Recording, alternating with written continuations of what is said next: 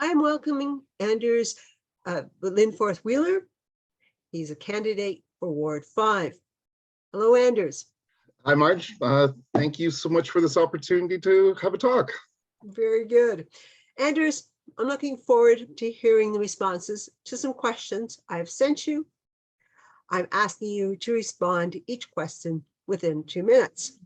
Question 1. How would you describe the value of our heritage? And how would you like to see Richmond Hill's 150th anniversary celebrated next year? Okay, well, I think heritage as a whole is such an important thing, and knowledge of heritage is such an important thing, because I think when people understand where communities come from, in the case of what we're talking about in Richmond Hill, it can create a better appreciation and connection with the community. So for me, what I look at is part of what I valued growing up. I grew up in historic Richmond Hill. I grew up by the Mill Ponds. So, I grew up a little bit surrounded by a lot of that. I got to be honest, except for when I've looked, I haven't necessarily, I've had to go out of my way to learn the stories of many of the buildings or a lot of the neighborhoods. When we took over my pub, I actually looked into the original taverns and the original pubs until we were looking at possibly renaming it. And I actually wanted to get a name from Richmond Hill's past to sort of try to tie the business in more to the community. But in general, I think that's super, super important. So, but in order for it to be important to people, they need to know about it. So for next year, let's say one of my ideas would be trying to make the heritage and history of the community more accessible. I know it's there. I know I haven't been there in a really long time. I know there's an archive at the Central Library. I know there's the tools are there, but one thing we don't have, there's no videos, there's no YouTube videos, there's no town materials kind of espousing in a way that's using today's technologies and today's tools to make it accessible. Like one of the things to me would be awesome is in the downtown core, the historical sort of downtown, is to create a walking tour. There can be a self-guided walking tour with all the historical buildings where there's signs in front. It's great to have historical photos right in context next to where it is now. So there's a direct comparison people can make, but you can have a QR code on every sign that goes to a recorded little guide walkthrough that when you're standing at this point, you look this way, that way, points of building. So things like that, like I would love to see programs that create engagement, that get people to really do explore the neighborhoods and then also explore the history behind them. Because again, the more people know, the more people care, and then therefore the more people might get engaged and actually want to be involved in the community. And people will then also understand why there is such a push to preserve certain buildings or preserve certain neighborhoods, because without understanding what the importance is, you don't really understand what the fuss is all about. Very good. Second question. The majority of Richmond Hill residents are very car dependent. This has us with a large carbon footprint and thus contributing to the degradation of our environment. Do you see us resigned to live like this? Would you support changes to the municipal zoning rules to permit non-residential uses in areas that are now strictly residential? Should new subdivisions be designed differently? So no, we shouldn't be resigned to live like this. Like Richmond Hill I've lived in Richmond Hill almost my whole life. So we've changed from a small, really a small town surrounded by farms where you didn't really have an option for a lot of things. You had to drive, you had to get around. I mean, for a long time, even while I started in the hospitality business in the last, I've been in 2 decades now in Richmond Hill always felt like a bedroom community for the most part, because really, if people really were going out and doing things, they were going downtown. They were driving or taking transit, but they were heading out of the community, not spending money within the community. So as a whole, I think it's something that we need to grow and change about. As density comes to Richmond Hill, that's where building walking neighborhoods is incredibly important. So, with areas, I do support the concept. So, well, I mean, Marj, you'd know, but for people watching, I'll be a little bit biased to the concept that I think commercial spaces and commercial spaces can work in neighborhoods, because my mom ran one.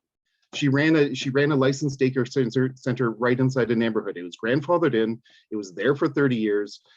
I think it contributed to the neighborhood. It certainly was a focal point of, you had local families. It was convenient. They brought their kids right there. It was close to home. It was close to schools. I think they can coexist, but it does require proper planning. I can't think of an example in Richmond Hill, but if you look just across into Markham, there's like Cathedral Town. You see where subdivisions try to build commercial spaces in residential neighborhoods and honestly do it pretty poorly.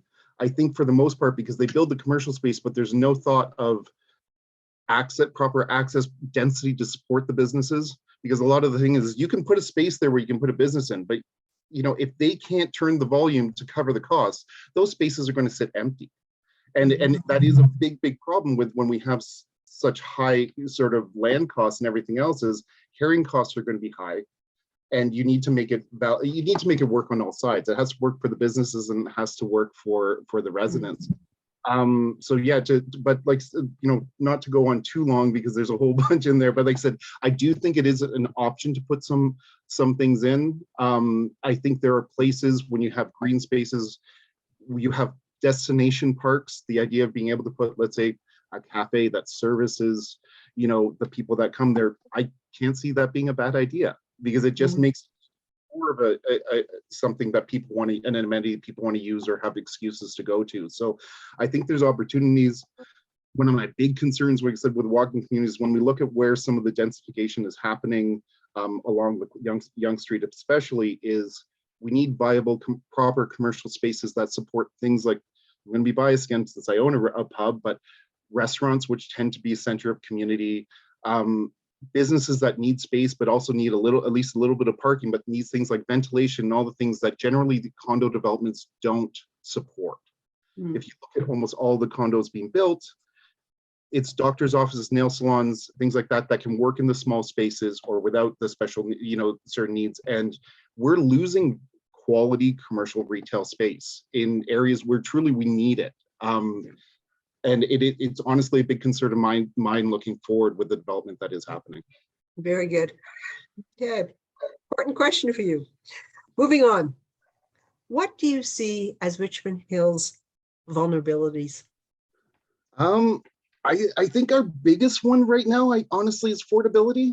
And affordability, like, it hits on all kinds of levels. I honestly, I don't even look at it so much of when we look at the fact that what land in terms of home costs, that's one thing in terms of being able to actually buy a home, but because those costs are going up, rental costs are going up too. I can't tell you how, like, I've been personally had to deal with the difficulty of finding affordable housing, but not even just affordable housing where you qualify.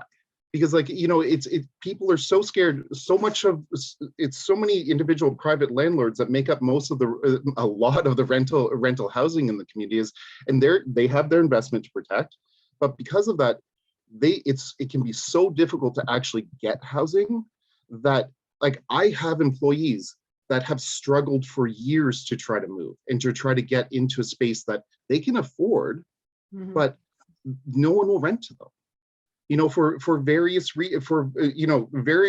But I could list off dozens of examples of people with excellent jobs, two-income households where they just can't, for whatever reason, landlords simply won't rent to them. It's almost like, in order to be able to rent in Richmond Hill, you need to be able to buy a home, and then you're allowed to actually rent. So I do think affordability is a big side, but it's also on the side of, we have a legacy of home costs have gone up so high or home values have gone up so high in Richmond Hill, that we also have an issue. We have a lot of people that are struggling to afford to live in the community they lived in for 30 years, or more, or, because of the fact that property taxes are based on, assessed values of homes.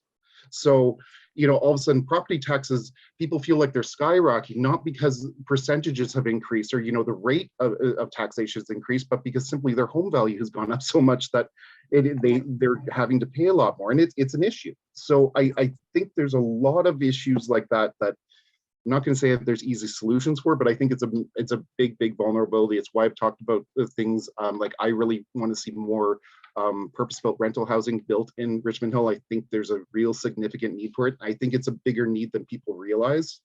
I honestly haven't seen it talked about enough. And the reason I see it is because, again, it's affected me and it's affected people close to me.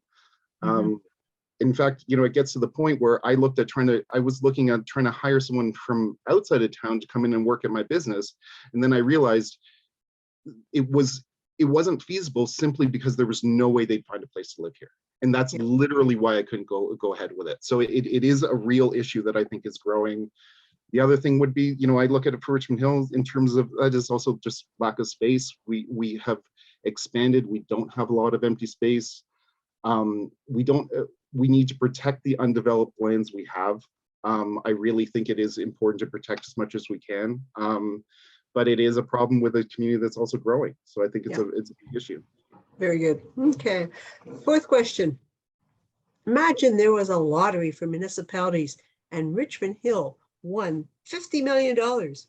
How would you like to see it spent? I probably have kind of a boring answer to this question compared to many.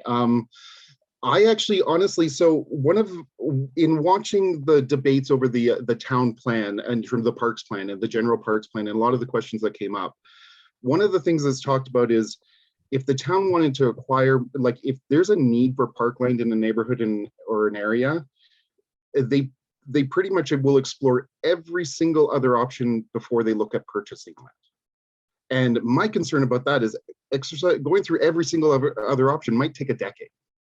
And that land's getting nothing but more and more expensive, or something might have happened in the meantime. So honestly, I would spend a lot of that 50 million acquiring, green space, acquiring land, or acquiring lots where it could be used for community housing or things like that. Because honestly, like I think anything like land purchases or infrastructure, it's all of those things that tend to get underinvested in because it's not a good campaign topic. It's not something that makes people happy, but it costs. So where I'd spend the 50 is I'd spend the 50 million buying land for the town to make use of, because I think it's a way, it would make it more accessible to actually provide other opportunities when they already have the land space available to do something with it. Okay, very good.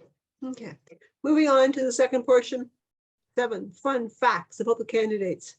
These are to be answered quickly and with a smile. First, are you a tea or coffee drinker? Definitely coffee. I like tea too, but coffee. Yeah, coffee. Do you prefer ebooks or real books? I prefer real books still. I definitely have a Kindle. I make use of it, but I'll still take my real book. Okay. Do you say ketchup or catsup? Ketchup. Ketchup. What is your ideal place for a vacation? An island with a beach and really good diving. Yeah. Do you have a Mac or a PC? PC. PC. What's your favorite vegetable? Broccoli. Now, broccoli. It's definitely become my favorite vegetable, but nowadays, roasted broccoli is delicious. Okay. Have you ever played pickleball? I haven't, but I think I'm going to end up trying it somewhere in here, but I haven't had the opportunity yet. Okay, very good. Thank you so much, Anders. I wish you very well with this campaign, and I'm sure we'll see you around town soon. Thank you, Marj. Thanks for the opportunity.